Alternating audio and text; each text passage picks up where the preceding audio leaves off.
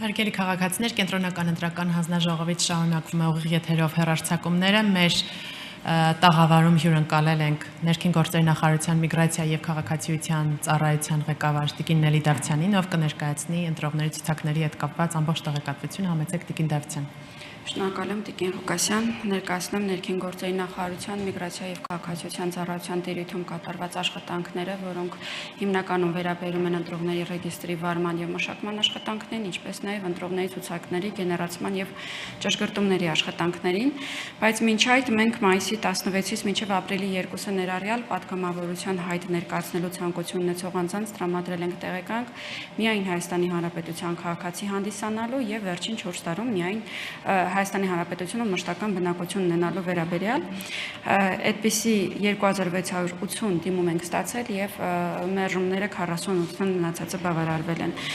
Մերժումների հիմքում բնականաբար ընկած է կամ մշտական բնակության ցենզին չհամապատասխանելու հանգամանքը կամ բացի Հայաստանի Հանրապետության քաղաքացիությունից հայտնաբերվել է այլ պետության քաղաքացիություն եւս։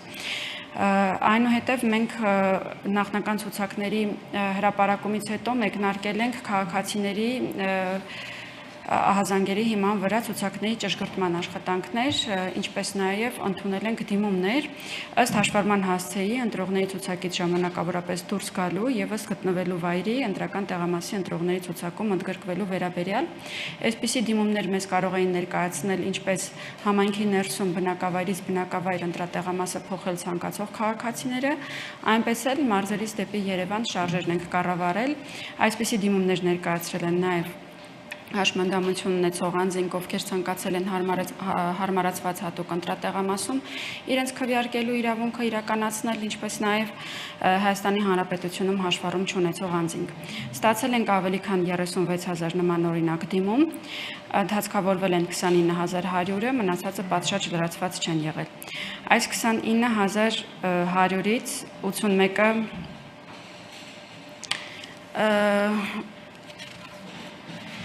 29100-ից ներողություն եմ խնդրում, 22734-ը ըստ գտնվելու վայրի ընտրական տեղամասերում ընդգրկված ընտրողների թիվն է,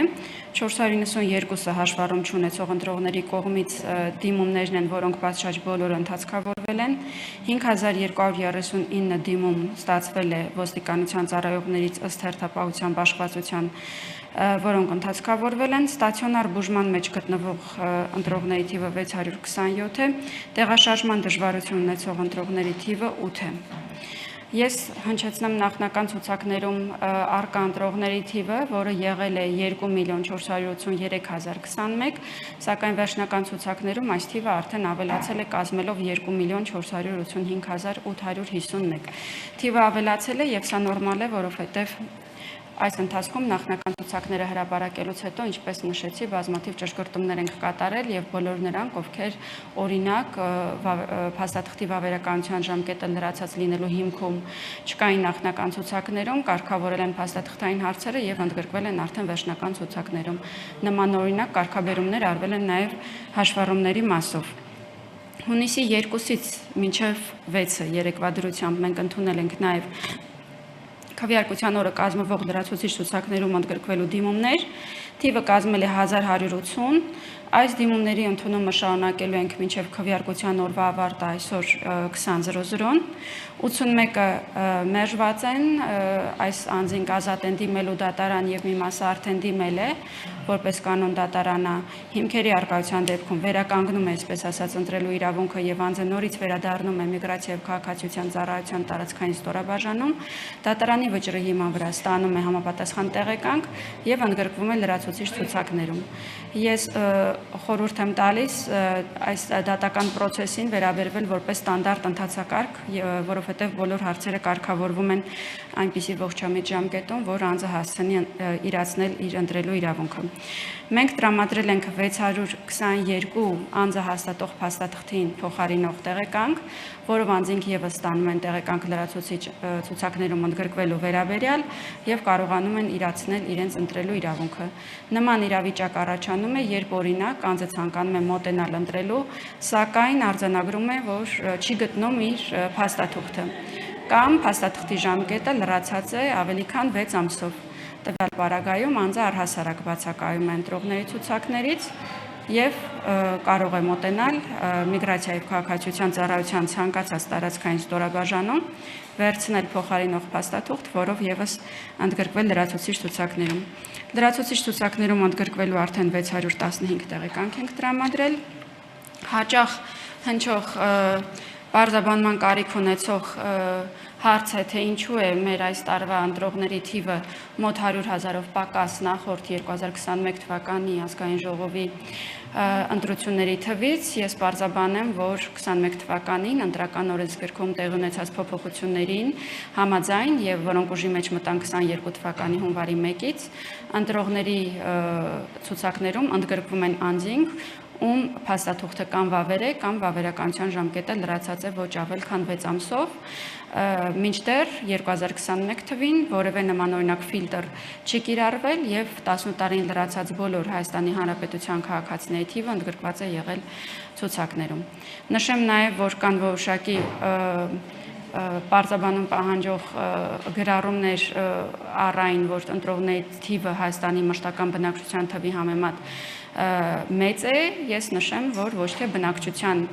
շրջանակում է գեներացվում ընտրողների թիվը, այլ առհասարակ Հայաստանի Հանրապետության քաղաքացի հանդիսացող անձանց շրջանակում եւ բնակության վայրը բնավ կապ չունի։ Ամփոփելով ստացված զանգերը, երեկ եւ այսօր սպասարկել ենք 3831 զանգ, այսօր արդեն 224 զանգ։ Հիշեցնեմ մեր հեռախոսահամարը 8422-ն է, որով օպերատիվ կերպով արձագանքում ենք ցուցակների հետ կապված բոլոր հարցերին։ Երեկ արձանագրել ենք 0 բաց թողնված զանգ, այսօր դեռ թիվը չենք ամփոփել։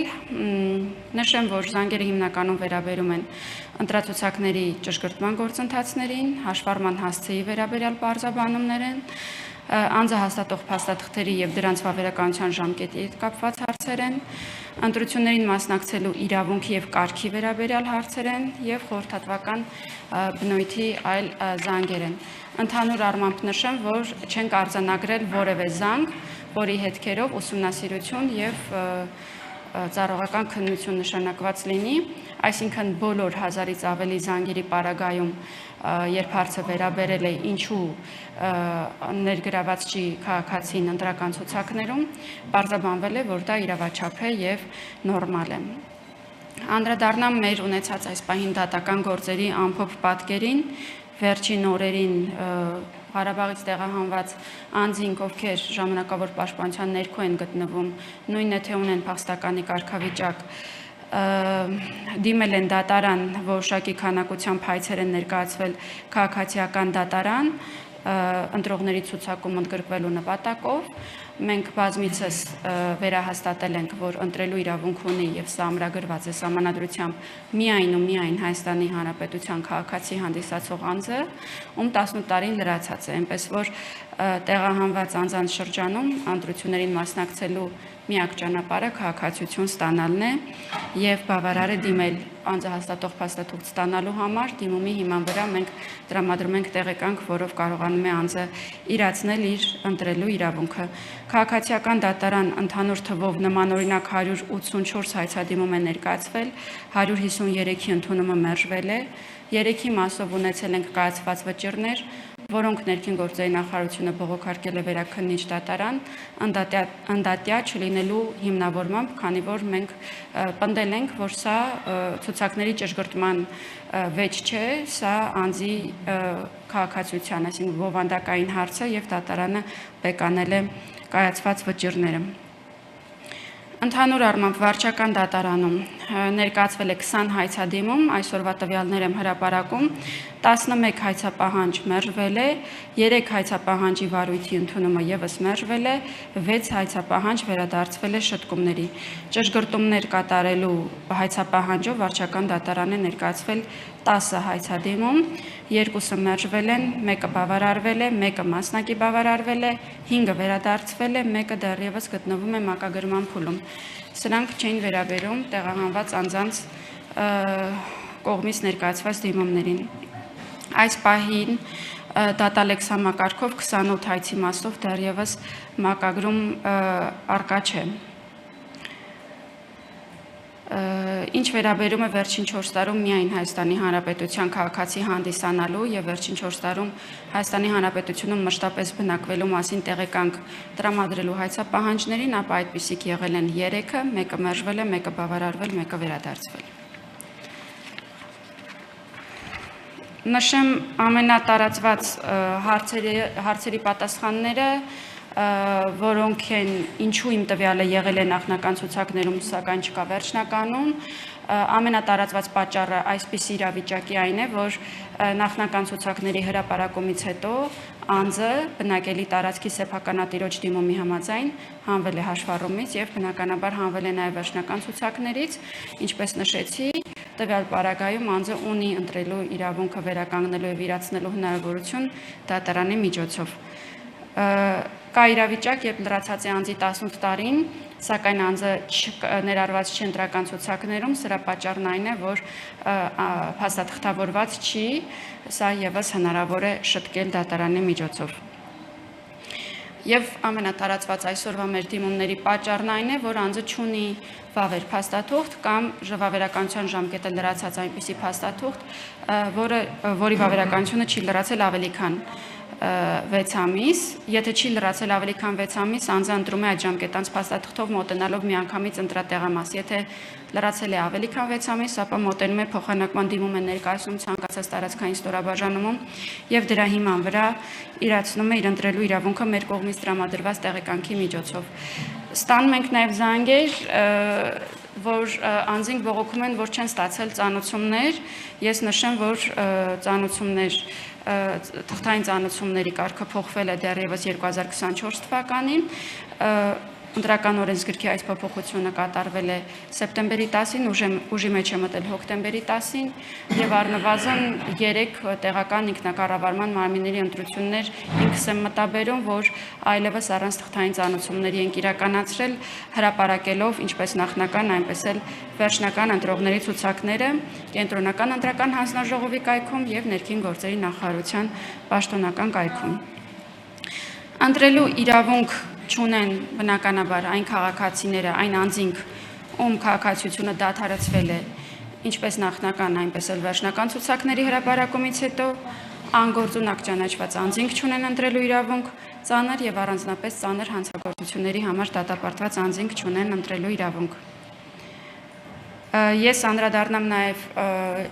քիչ առաջ մամուլում որոշակի տարածում ստացած մի իրավիճակի, երբ անձը հայտարարել էր, որ իր տան հասցեով հաշվառվել է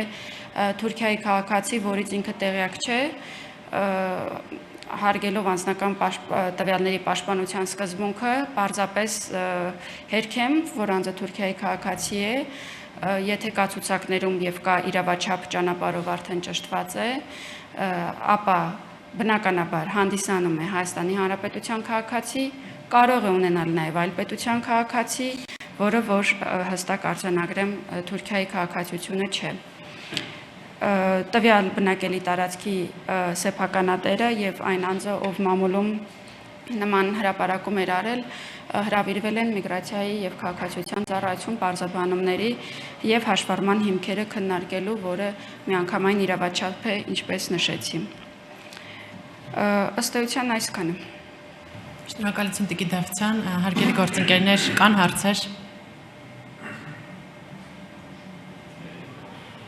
Խնդրում եմ խոսափողով։